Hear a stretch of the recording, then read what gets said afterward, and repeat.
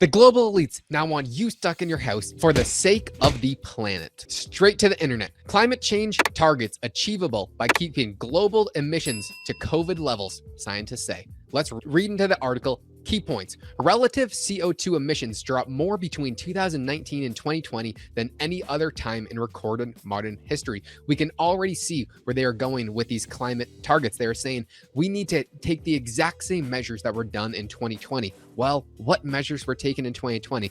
The entire world locked itself into a cave, and that is what they are talking about. Let's keep going, and they'll climate scientists say driving down emissions by a similar percentage each year by transforming to a new clean energy economy. The climate emergency needs to be handled with the same urgency as the pandemic, they warn. What are they saying? We need to take the exact same measures done during COVID. What were the same measures? Locking people in their house. That is what they want. Worldwide lockdowns every single year. But will that be enough? Because we know science happens to change, and there's only one science that is allowed, and it is theirs. So what is the plan? Probably it will start with a yearly lockdown. I mean, Justin, can you already see the headlines? For the sake of the humanitarian race, we have to keep ourselves in our house, or there is absolutely nothing we can do to survive. Yeah, I would say, Josh, we might stand at the precipice of a next great change coming up here. There has been almost a de facto war on energy that seems to have been declared or whatever, right? Now, it's done under the auspices of green. So really what's going on is that you have an entire generation, I don't want to name names, but hint, it's the boomers. You have an entire generation of people, although that being said, Gen X is too jaded to give a damn, and the millennials are too self-absorbed, and the Zoomers just, well, God bless them, they didn't have much of a chance to begin with. But let's just lay the fault of the majority of the fault. I think would lay at the feet of the boomers. The point is that these people have the moral philosophy of a 5-year-old. That is, things that make us feel good are good, and things that make us feel bad are bad. And there's no nuance or shades of gray. It's just black and white, really easy to understand.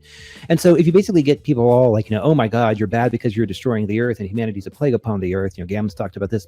Jordan Peterson's talked about this. And many other people of similar caliber, I think, have made some very good points. But the key thing is that they keep trying to destroy energy, and the more they try to destroy energy, this isn't necessarily an economics video, but Josh, that like the wealth of a country is goods and services, you could argue, or a huge part that underwrites goods and services are commodities, of which a large part of that is energy. And so when you declare war on energy, you basically declare war on one of the main foundations that generate prosperity. So you're talking about the war on energy. Who cares? Let's say everything they say about climate change is absolutely happening, that the earth is warming, everything is getting worse, the drastic change in temperature is actually affecting these CO2 emissions need to be brought down. But they can't take things at a good and bad, like Justin was just saying. We have to do a cost-benefit analysis. And what is locking people in their house going to do?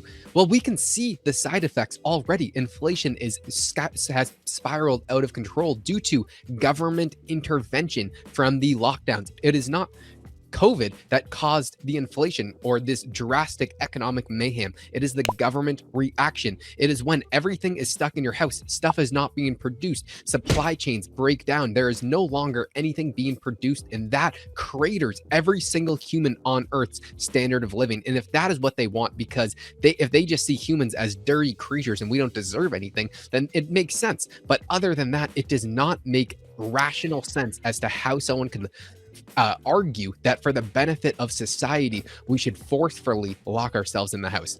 It's the Luciferians. I'll just go ahead and say it. I shouldn't, but that's just what they are or whatever, right? I was oftentimes fond of, asking another person you and I both know who Klaus's ultimate boss is, and let's not say it on air, but Josh, who, or I should say what I think it is. But I will note this, that, you had the gore. So what did they turned on CERN, what was it, like back at the beginning of July or whatever, right? And then the following day, the Georgia Guidestones got boofed. Oops. It was a coincidence, I suppose. And then that, what was it? There was a voice in the wilderness that came back after, a 2-year hiatus, seemingly out of nowhere. But again, that's just crazy talk.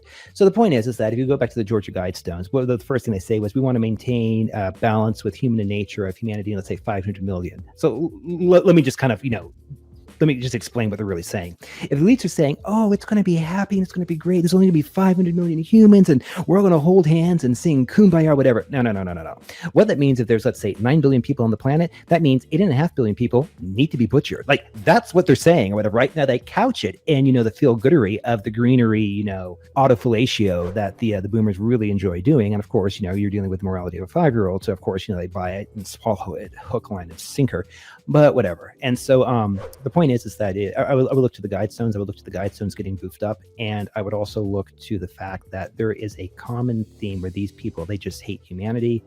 So when you look at their main goals or whatever, right, I do, and this is not so much the focus of this video, but you know that the Georgia Guidestones, which are just blown up, they wanted to maintain humanity with, let's say, a stable balance of 500 million people. Well, if the population of the planet is 8 billion, that means they need to kill 7.5 billion. How can you kill 7.5 billion people? Well, you destroy the energy, you take away the food supply, you blow up food plants or whatever. Their house. Yeah, no, that's just part of it, right? And then, I don't know what Europe's going to do, because, on that northern European plain, it gets cold. It's not cold right now here in Texas, or even in Massachusetts, but yeah, it's going to get cold in Europe in the winter. And if they don't have energy, as Rick Rule is oftentimes fond of saying, they will flick the switch and the lights won't come on. And they will starve to death in the dark. But at least they can starve to death, and that is the Western Europeans. At least they can starve to death in the dark knowing they're good people. I hope it was worth it.